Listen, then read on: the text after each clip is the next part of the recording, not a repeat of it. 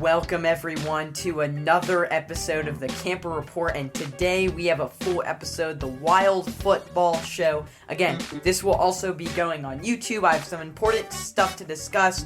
What will we be discussing today? Well, we're going to discuss power rankings. I'm going to take out that's going to be my first thing of the day, power rankings. So I'm going to do my top 10 power rankings. I did them last Sunday.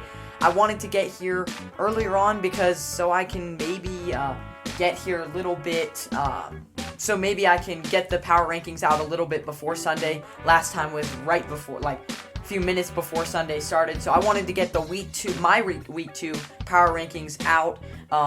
Again, Thursday Night Football just ended, need to check the score with that, but, without further ado, let's get to it. So we've got the top 10 power rankings right here. Again, we're going to be doing power rankings. We're going to be doing different stuff, how the Ravens beat the Chiefs, reactions to that, keys to the 49ers versus Packers game. We're going to also be diving into some college football talk, how basically Northern Illinois' coaches said something on Michigan. That was an interesting story. So basically, we'll be here for the next, 25 minutes, something like that. So let's get to it. Power rankings. So let's get to the power rankings real quick, pulling it up. I will show it on the screen. I'm not sure if this is going to work. Again, I will probably get this out to you guys probably a day later than I wanted to. But the screen should be up here. So here we go. Number 10, you actually see the Buccaneers here. At number 10, you see the Seahawks here. Again, the Seahawks, the thing with them is they lost to the Titans. I get it.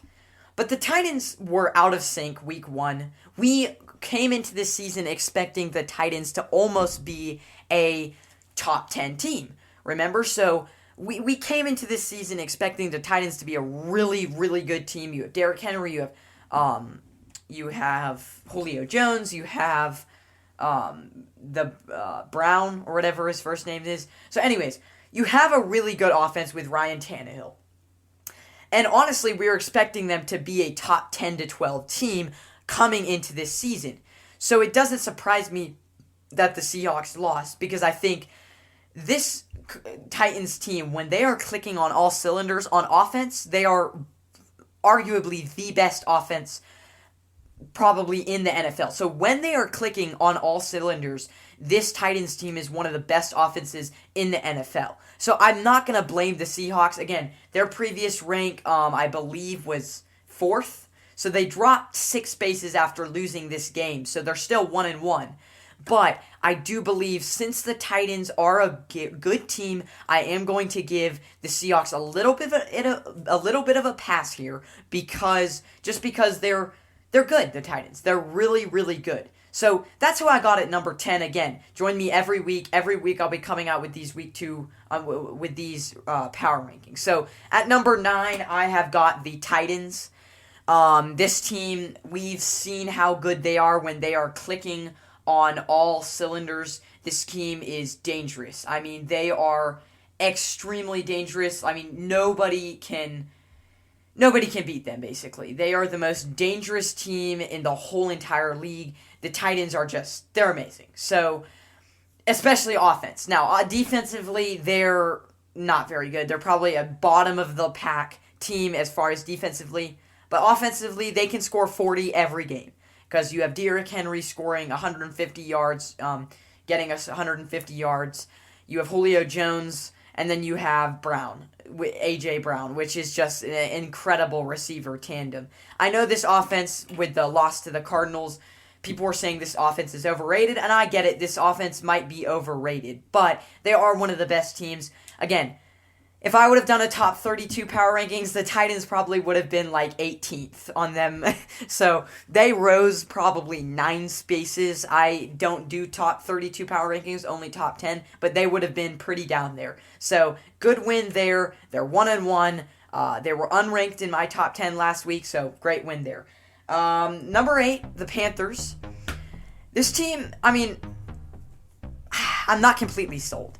There was some people that were like putting him in the top 5. I'm not completely sold on that. Like, the thing with the Panthers is that they beat the Saints, but who did they beat before that? The Jets. The Jets are one of the worst teams in the league. They are not a that good team. So you have to consider, yes, they beat the Saints, who previously were 3rd on my list. By the way, quick spoiler, they're not going to be on my top 10 list. So they beat the Saints, yes. But their defense is scary good. Their defense is legit, and that's why I think I'm going to put them in the top 10. I think they could rise if they keep winning. They have, let's see who they're playing next week. Oh, sorry. So they played tonight. They played the Texans, so that now they are 3-0. So next week they could be higher on my power rankings because they just beat the Texans. Now, Texans aren't an impressive team. They're also one of the worst teams in the league. So I think the Panthers have a legit defense. They have a top 5 defense in the league. They just allowed the Panthers to like 9 points this Thursday night. I'm recording right after it. So they're a legit team. Sam Darnold definitely has resurrected his career. Love their coach, but I want to see more out of them. Yes, they beat the Saints, but the Saints, that first week against the Packers, week 1's weird. And again, like I said, week 2 was also very confusing. There's a few things figured out in the NFC West that, like the Seahawks losing, but week 2 still was very confusing. I mean, I'm not sure who the best team is yet. There's no definite best team. So there's going to be some snubs earlier on in the year that I just completely snubbed that really should be in my top 10 or higher in it. So number 7 is going to be the Bills. Really like the Bills. Did not really, they blew out the Dolphins, and the Dolphins are a good team. I think the Dolphins, they were one of my top 10 snubs after week 1. Dolphins were a really good team, solid football team. So after that Bills blowout, I was not sure what to think of that Dolphins blowout. And I honestly, I want to put the Bills higher, but the Bills were not a good team week 1. They kind of had their chokes. They had their struggles. So I didn't want to put the Bills automatically up in the top 5 because I want to see, again, I want to see more out of them.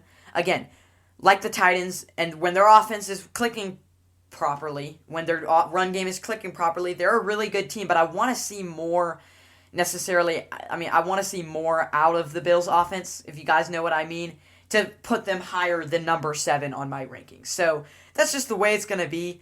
But look for me to put them higher. So number 6, I got the Browns. Browns beat the Texans. Again, they almost beat the Chiefs.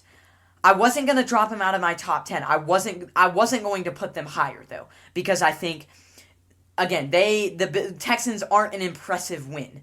Yeah, they beat the Texans. They kind of thrashed them, but it wasn't that great win, right? So I don't have a lot of confidence in the Browns right now. Again, after losing Jarvis Landry, that could really be a key thing. So look out for that. Look out for them losing Jarvis Landry. That could be a key thing for them. So I wanted to put them higher, but there's some teams that are better than them on this list. But stay tuned. So top 5. Again, I think the Browns' previous rank was 7th. It's funny because 6, 7, 8, 9, and 10 were not on this list. Well, except the Seahawks were not on this list last week, so it's funny. Top number 5, I've got the Raiders. Let me explain. This team beats the Ravens, who beats the Chiefs. Now, the Ravens weren't clicking. I feel like Lamar Jackson wasn't playing well. But still, I still think the Raiders, until they lose, will not drop. Because, really, they've beaten the Raiders. The Steelers are no pushover. Now, they have troubles. The Steelers have troubles moving the ball. But the Steelers are not a pushover team. They are a very, very, very solid football team. So, without further ado, I do think that this team deserves to be in the top 10. Maybe they're a little too high. Let me know what you guys think about the Raiders being number 5 on my list. But until they lose, until they prove me that they can really that they can do bad, I really do think the Raiders are a good football team. Derek Carr's been doing really well, And, I mean, they've beaten the Raiders and the Steelers. The Ravens and the Steelers. So a good start to this season. They will eventually drop. I don't think they're going to be in the top 5 all season long. But hey, I want to reward them. They're 2-0, and they've looked very good these past 2 weeks. So time now for the for the Chiefs. Rams. Rams number 4. So Raiders previously, I think, were at 9th in my previous top 10 rankings. So now they're up to 5. Number 4, I've got the Rams. The Rams are they've looked good. This offense has been, you could tell this offense has been really expanded with Matthew Stafford. We saw with Jared Goff, Sean McVay was frustrated. Now with Matthew Stafford, this team looks really scary good. Like, it looks really, really good. And I like what this team is doing a lot with Matthew Stafford, with just how it's opened up Sean McVay's playbook. The arrival of Matthew Stafford has opened up Sean McVay's playbook. I really like what this team is doing. They are very interesting.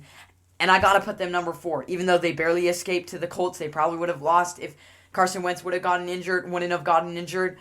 This team still is 2-0, and they've looked one of the best teams. Again, this top 10 list was the hardest this week because there are so many teams that could be in the top 10. There's so many teams that could be in the top 5.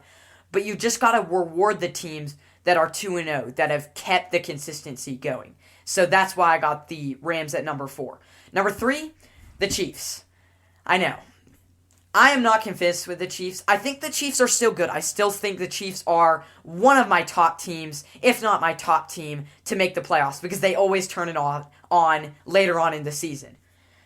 But right now, they look good. They look still a top 3 team, but do they look incredible? Do they look as good as they have in previous years?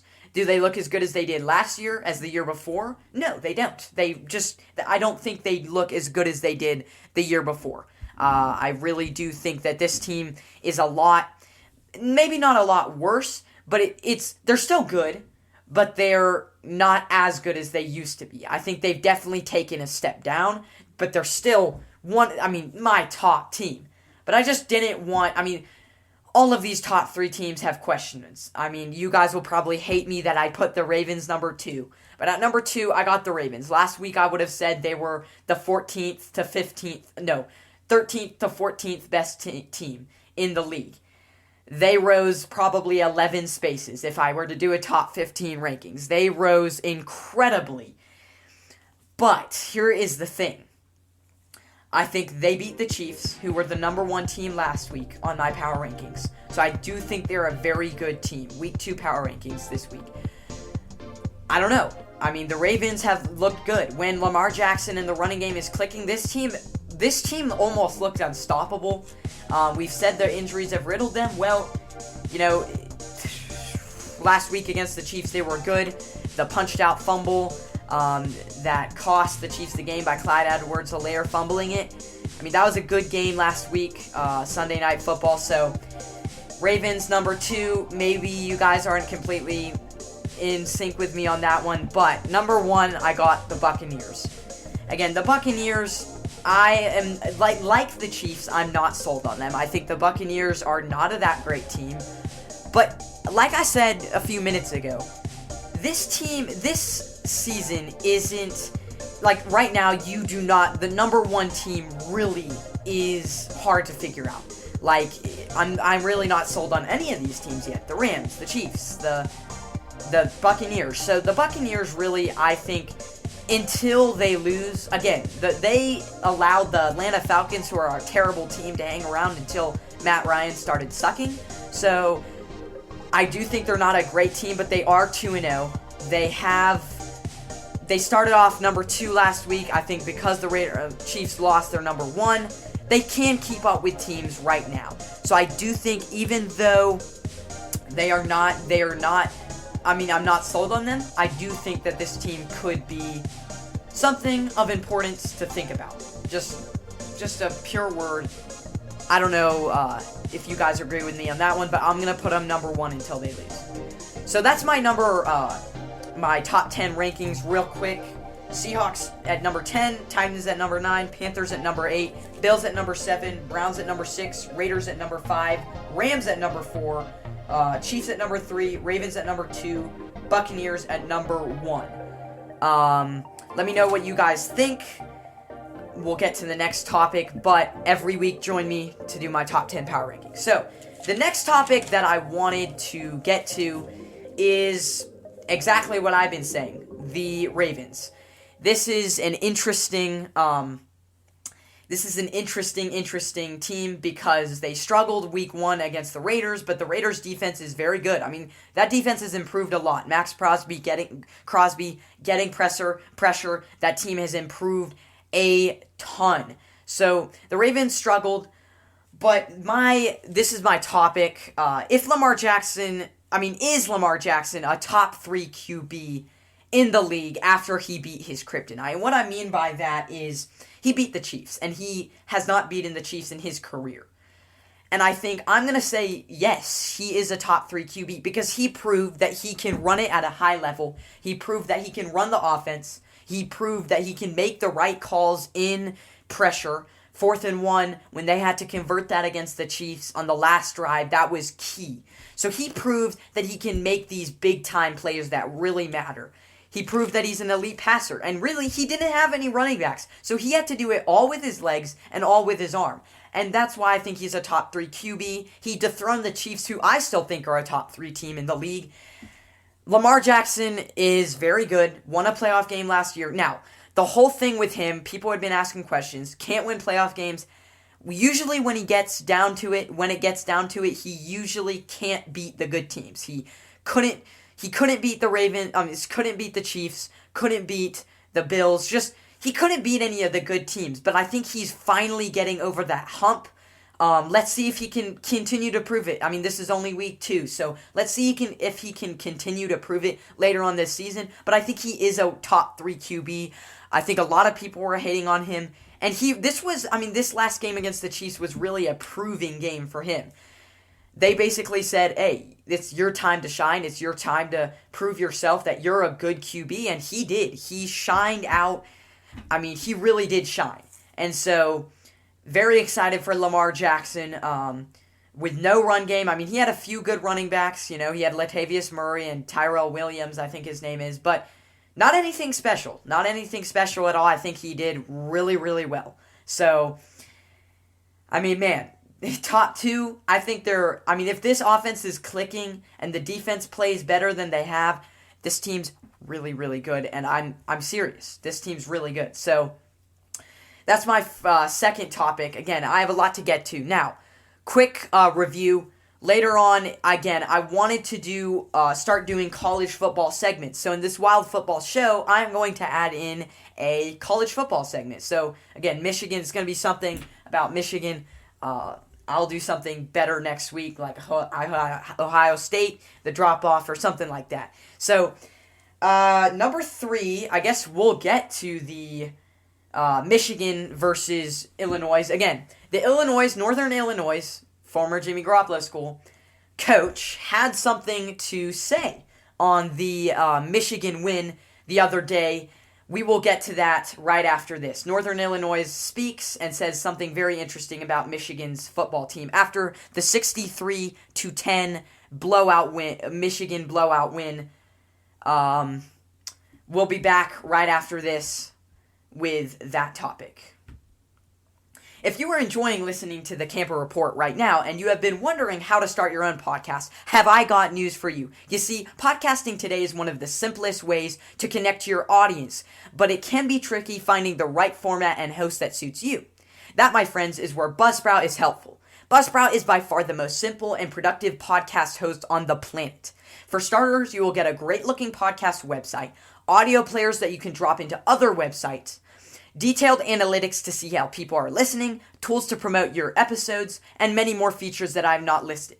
Their team members are friendly and they have helped me with my every need. My favorite part about Buzzsprout is that it enables you to track your recorded episodes easily, which is why I chose them. This podcast host is so good, it has significantly assisted over 100,000 podcasters, including myself, to get their message out to the world. The The Buzzsprout team is committed to aid every question or issue that you have.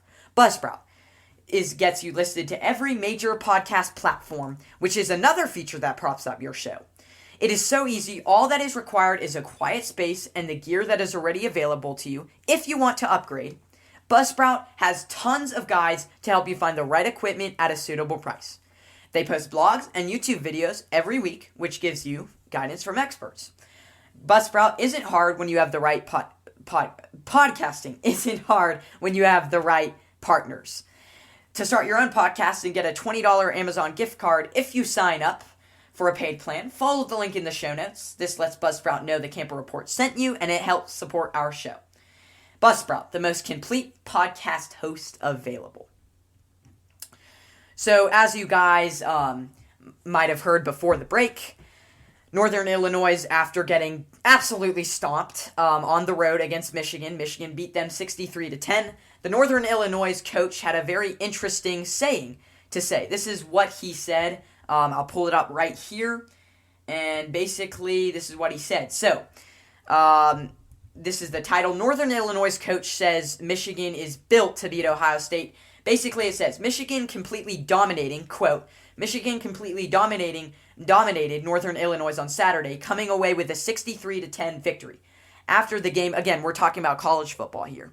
We're switching to college football, one segment each week, so we'll get back to NFL in a second. After the game, Northern Illinois coach, head coach Thomas Hammock and NYU quarterback Rocky Lombardi had a strong word about Michigan's team. Hammock went as far to say that Michigan, quote, is built specifically to beat Ohio State. That's what he said. And that they did a good job doing so. What I see, this is quote, what I see, they built their team to beat Ohio State this season. Hammock said after the game via Football Scoop's Doug Samuels.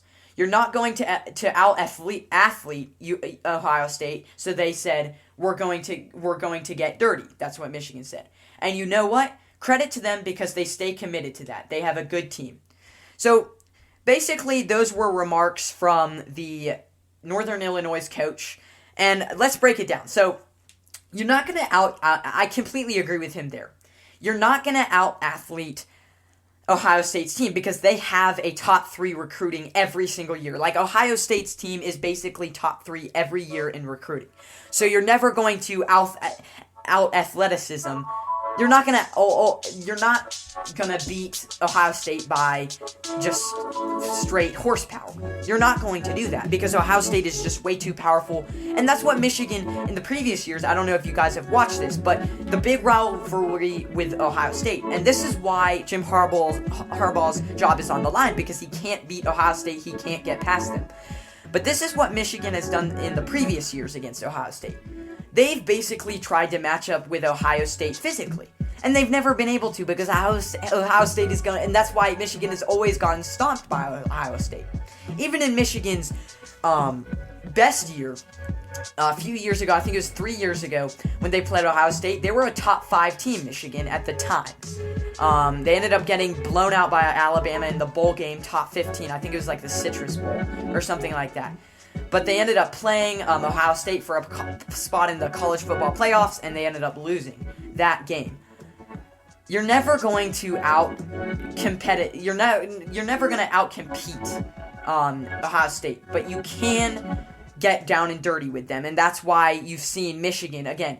They have completely changed their style of play in college football.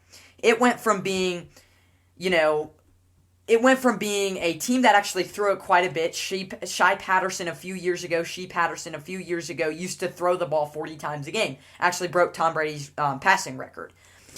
Now, if you look at Michigan's stats, they're only throwing it about 17 times per game. They're running it about 50 times per game with their running backs, Blake Corum. And the thing that helps Michigan a lot that stood out to me is that they have a Heisman Trophy runner-up running back that came out of nowhere this year, Blake Corum. I mean, this guy, I think in 3 games has like 450 yards. It's incredible. Last week against Northern Illinois, they had eight.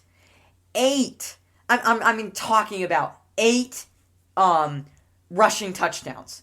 8 rushing touchdowns. So instead of Ohio State's weakness this year is the rushing game. So instead of saying, okay, we're going to beat Ohio State over the air and we're going to out-finesse Ohio State, you can never out-finesse Ohio State. You have to beat them in the trenches. Michigan's completely restored and remade their offense. And credit to Jim Harbaugh for doing that, because not many coaches adjust. And Jim Harbaugh has adjusted to more of a running scheme instead of a passing scheme. And why did he do this? Well, because Michigan basically said, this is your last year. This is basically the year where you have to beat Ohio State. If you don't beat Ohio State, you're fired. And so Jim Harbaugh basically is going into this year with a new fire, with a year that last year was not acceptable. I think Michigan went 1-4. And so last year was just not acceptable. You can't do that again. And so he's coming into this year basically saying, we cannot do that again. We have to be the Big Ten. Now, going to Big Ten matters. Ohio State is not the team to beat in the Big Ten, I don't think, this year. The Big Ten is wide open this year. The Big Ten is completely wide open. It is up for grabs. But I do think the team to beat, and the team that has looked very good, they've already beat a ranked Auburn team, is Penn State. I think Penn State has looked very good with Clifford, their quarterback. And I think that Penn State has really looked good in their few weeks that they've played. So I think Penn State is the team to beat. I think the three good teams this year, top four teams actually, are Penn State, Michigan, Ohio State, Michigan State. So I don't think Ohio State is the team to beat this year. I think after losing, they're always going to be a good recruiting school, but Justin Fields was a big loss to that team. They have a freshman quarterback.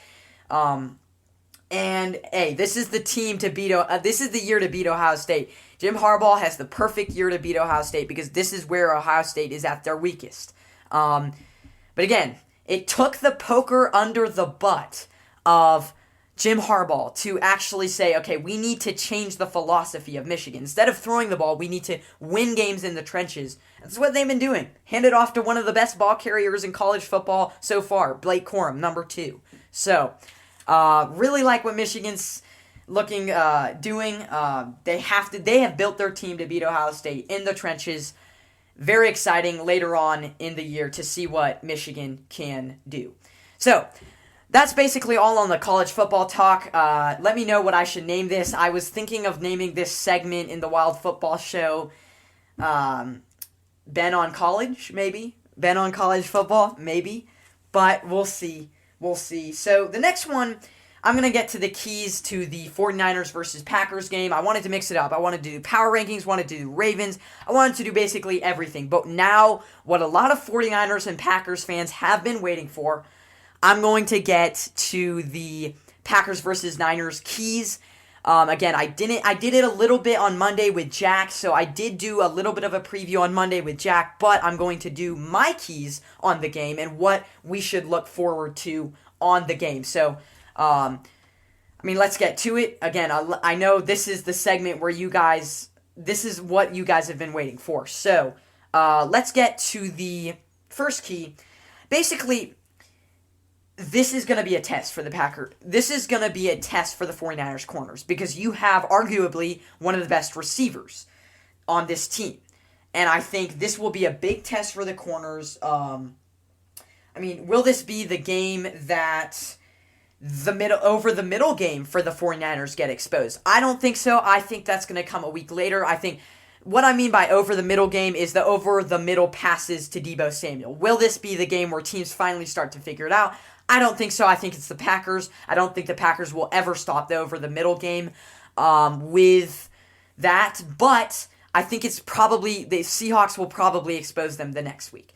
So again, the Packers, this is going to be an interesting game for the corners. Expect the Niners on defensively. Expect the Niners to get pressure on Aaron Rodgers. Again, the Packers, a lot of teams have said, a lot of people have said the Packers are soft. And so what happens when Aaron Rodgers gets pressure? This is how the 49ers have won games against the Packers. It's when they have gotten pressure on Aaron Rodgers and made him throw the ball quick. Because the Green Bay Packers aren't so much a trenches team. They are a finesse team. They're a team that you're going to throw it. They're gonna run it, but they're not going to run it heavily. They don't have a style of football that they stick to. They just kind of rely on Aaron Rodgers to sling the ball, and then they'll run it. And I just think the Packers playbook gets outclassed by the 49ers. And that's not a biased take. I just think it has in the previous years. But hey, it could be like last year when the 49ers have no run game.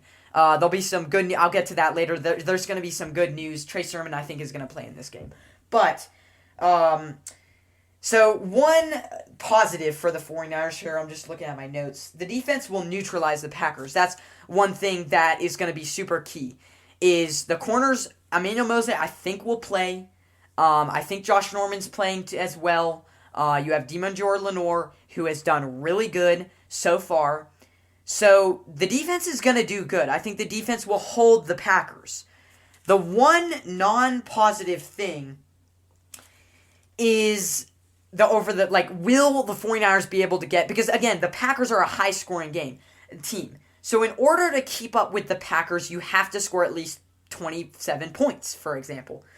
So I do believe that the 49ers will have to score some points. Is this the game, ask yourselves this, is this the game that Jimmy Garoppolo, the 49ers just can't score? Because again, they struggled to score against the Eagles. So is this the game that finally the 49ers just can't keep up with the Packers? Is this the game that they let the Packers hang around and the Packers end up striking them at the end of the game? They've let the Lions and the Eagles hang around.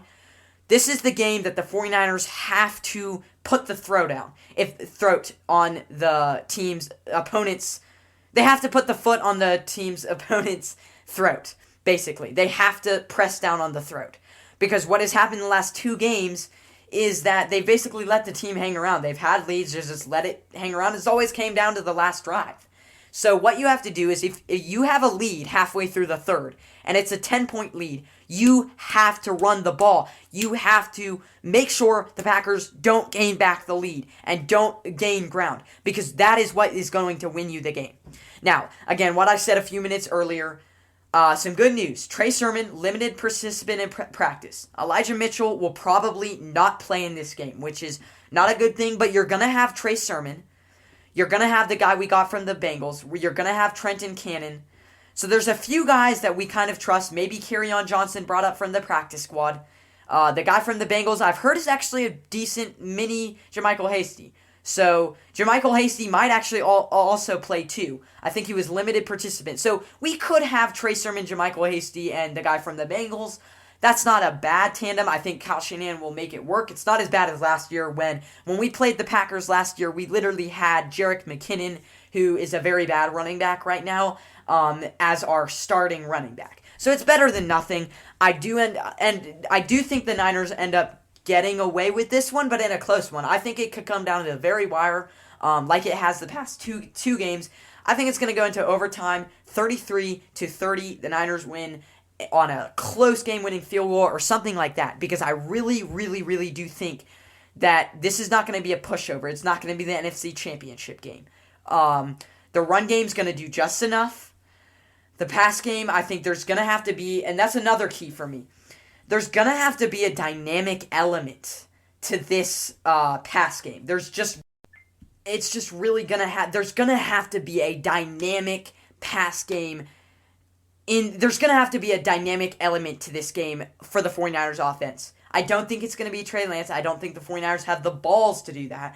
So I think it's going to be Brandon Ayuk. You have to find a way to get Brandon Ayuk involved, whether it's screens. His explosiveness cannot be wasted. It has been wasted the last two games against the Eagles and Lions. His explosiveness cannot get wasted. So please use Brandon Ayuk on something that's going to be the dynamic element.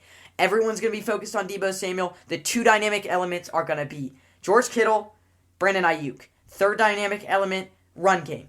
Deebo Samuel is going to be double covered. He's going to be covered by Jair Alexander. So whoever gets that second corner, it's looking rough for the Packers. Whoever gets that second corner is going to feast. So it could be Brandon Ayuk. Who knows? Kevin King, one of those second corners, isn't very good. So there has to be a dynamic element to this game if the 49ers are going to win. Nevertheless, I do think the 49ers do come away with this one. So let's see. Do I have anything? I mean, yeah, the Packers just score too much and can't keep up. That's basically another thing. But yeah, I think that's the end of my show, guys. I mean, we've been here for the last, 36 minutes? So it's been a full show. We did power rankings. We got into a little bit of the Ravens. Is Lamar Jackson top 3? We got into college football. Ben on college football. That was a lot of fun. Kind of got into what Michigan needs to do different this year in Ohio State. And then got into the keys versus Packers and 49ers. So hopefully you guys have watched long enough. Stay tuned, guys. Leave a review. Leave a 5-star review. I mean, this has been a lot of fun. I'm excited for Sunday. I will get this out to you guys maybe a day later than usual. So peace out, guys. And as always, the NFL is back. College football is back. This is the season. So go 49ers. I hope they win. We'll see you guys in the next one. Peace.